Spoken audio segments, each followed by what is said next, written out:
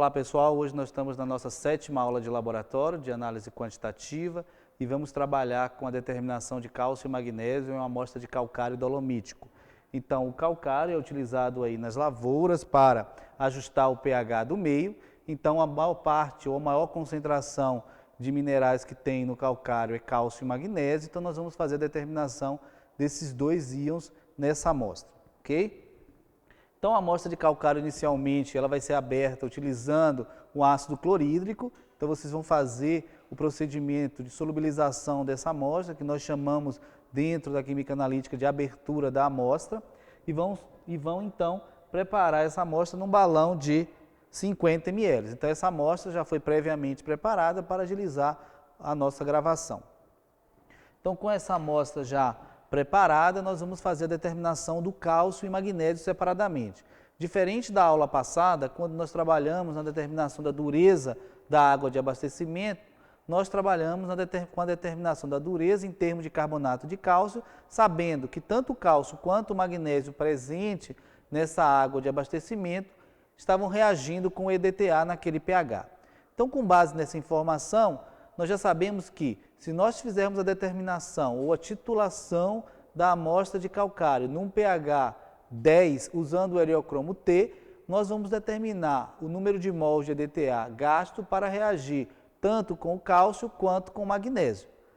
Essa titulação é suficiente para fazer a determinação em separado do cálcio e do magnésio na amostra? Não. Então, com essa determinação no pH 10, nós não sabemos distinguir quanto de cálcio e quanto de magnésio estão presentes nessa amostra. Logo, nós precisamos fazer uma outra titulação em um outro pH, no qual uma dessas espécies não reaja com o EDTA. Então, na prática de hoje, essa determinação vai ser feita usando duas titulações, usando o mesmo titulante que é o EDTA, sendo que a primeira vai ser feita no pH 10, onde nós titularemos tanto o cálcio quanto o magnésio na nossa amostra. A segunda titulação ela vai ser feita num pH 12. No pH 12, o magnésio vai precipitar na forma de hidróxido e nós podemos determinar apenas o cálcio. Então, se nós conseguirmos determinar o número de mols de EDTA necessário para reagir com o cálcio apenas da minha amostra, nós conseguimos, pela titulação no pH em torno de 10, determinar o número de mols de magnésio presente na nossa amostra. Então, em 10, o número de mols de EDTA gasto vai ser igual ao número de mols de cálcio mais o número de mols de magnésio. E no pH 12, o número de mols de EDTA vai ser igual ao número de mols de cálcio. Professor, por que eu não posso usar o heliocromo T na determinação do cálcio no pH 12? O que acontece é que no pH 12, o heliocromo T, quando ele está complexado com o íon metálico, ele tem a coloração vermelho vinho. Quando ele está livre nesse pH, o heliocromo T, ele também apresenta a coloração vermelha. Então fica muito difícil visualizar esse ponto final, mudando de vermelho vinho para vermelho. Então no caso do pH 12, nós vamos utilizar como indicador uma substância conhecida como murexida, que ao estar complexada ela tem a coloração vermelha e ao estar livre ela tem uma coloração violeta. Então a mudança de coloração vai ser de vermelho para violeta, indicando o ponto final dessa titulação. Então o procedimento é bastante simples, o que vai mudar é que agora nós vamos utilizar numa segunda titulação o ajuste do pH não mais com tampão amoniacal, mas sim uma solução de hidróxido de sódio e o indicador, que nessa solução ajustada com o hidróxido de sódio, nós vamos trabalhar com o indicador conhecido como murexida. Então, na primeira titulação que nós vamos fazer do calcário, nós vamos fazer igual ao que nós executamos na semana passada, que é no pH 10. Então, para isso, nós vamos utilizar o tampão amoniacal. Então, vamos condicionar a nossa pipeta com a amostra de calcário, já aberta, já pronta para ser utilizada. Vamos descartar esse material e vamos retirar a alíquota. Bom, como eu vou fazer duas titulações da amostra de calcário, eu já posso então pegar 2 Erlenmeyers e colocar essas alíquotas nos 2 Erlenmeyers. Então, vamos descartar esse material que está no becker, que foi utilizado para condicionar o becker. E vamos, então, retirar a alíquota da amostra de calcário. Duas alíquotas.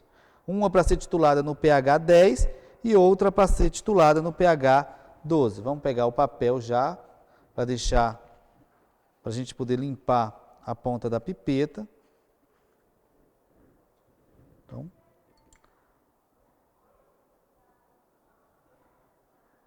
Então, nessa prática, nós não estamos trabalhando com a pipeta de 5, mas sim uma pipeta de 10 ml, tá?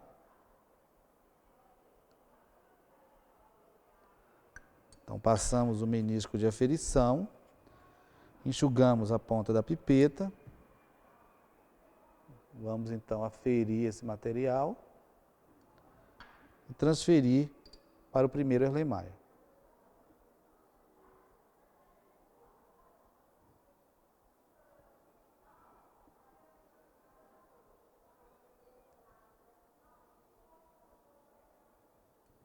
Vamos retirar uma nova alíquota, vamos colocar mais um pouco da amostra de calcário.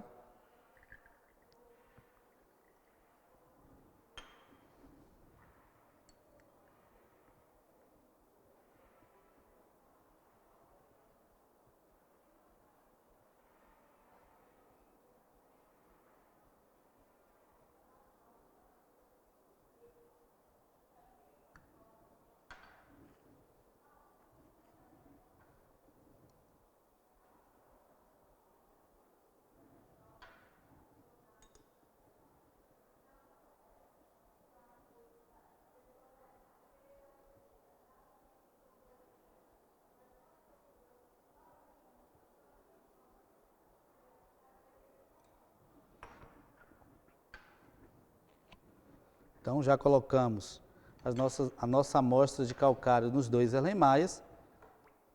Dá uma agitada. Vamos agora adicionar em uma delas o tampão amoniacal e na outra o hidróxido de sódio. Então, o tampão amoniacal já está aqui separado, 2,5 ml. Então, essa solução vai ficar com o pH 10. E na outra vamos colocar o hidróxido de sódio, 5 ml de hidróxido de sódio, para ajustar o pH para 12.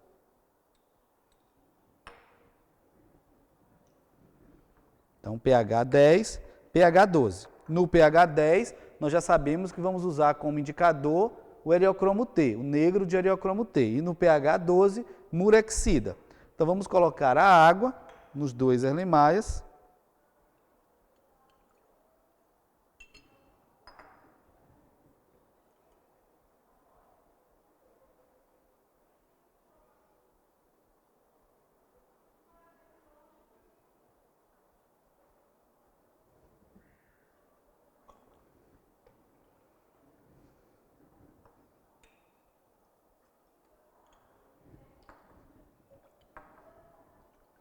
Então, no que está ajustado com o pH 10, eu vou colocar o eriocromo T, uma gota.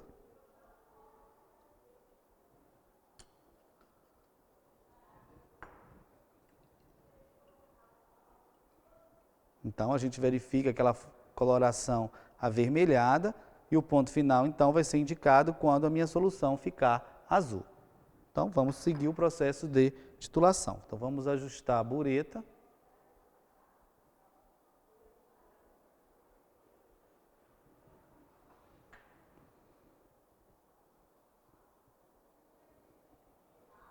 E vamos começar, então, a titulação com o EDTA até a minha solução ficar azul.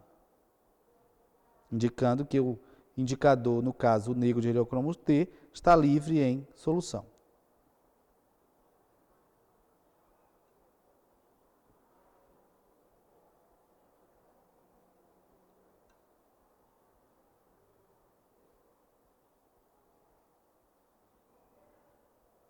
Ponto final, então, foi alcançado quando a solução ficou azul, indicando, então, que todo o cálcio e o magnésio presente na minha amostra foram complexados com o EDTA e agora eu tenho o negro de eriocromo T livre em solução.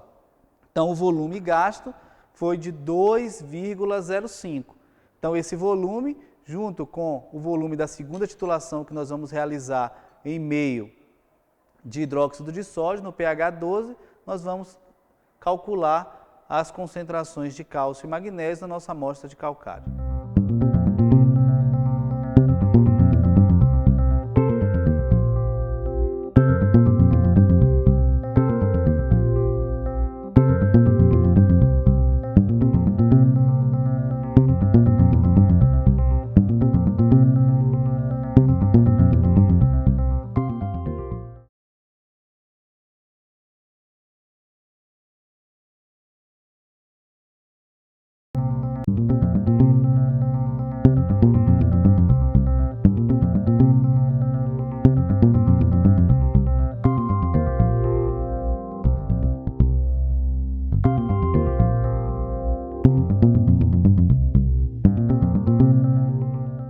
Bom, então nós já fizemos a primeira parte da titulação no pH 10, onde nós determinamos o volume necessário para titular o cálcio e o magnésio na nossa amostra. Agora nós vamos fazer a titulação no pH 12, onde nós adicionamos o hidróxido de sódio para precipitar o hidróxido de magnésio e o cálcio livre, então, vai ser titulado com o EDTA. Então, nessa determinação, nós vamos utilizar como indicador murexida. Então, nós não temos uma solução líquida de murexida. Vamos trabalhar com uma mistura sólida de 1% de murexida em meio de cloreto de sódio. Então, basta nós abrirmos o frasco, retirarmos uma alíquota, uma pequena massa de murexida. Vai complexar, desculpe, com o cálcio, já que o magnésio foi precipitado como hidróxido de magnésio, então nós temos essa coloração avermelhada e vamos titular com o EDTA, até o aparecimento de uma coloração violeta. Então vamos adicionando o EDTA.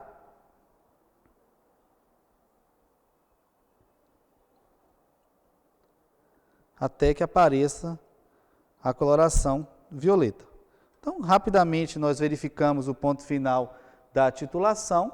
Então, realmente, gastamos muito pouco de EDTA para titular o cálcio, porque parte do magnésio já foi precipitado.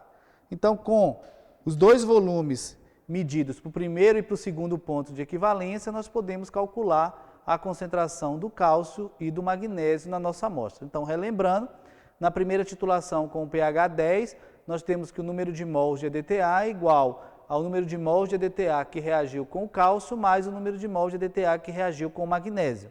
Na segunda titulação, no pH 12, o número de mols de EDTA é igual ao número de mols do cálcio, já que o magnésio foi precipitado na forma de hidróxido.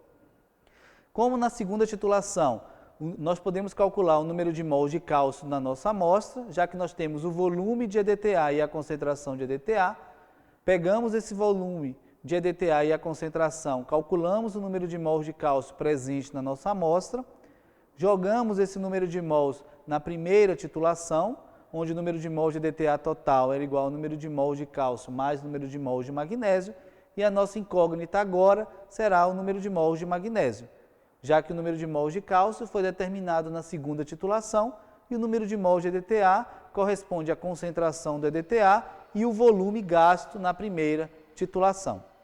Então, dessa maneira, facilmente conseguimos determinar a concentração de cálcio e magnésio, convertemos isso em percentagem massa-massa e comparamos com o valor indicado para esse tipo de calcário, ou seja, um calcário dolomítico.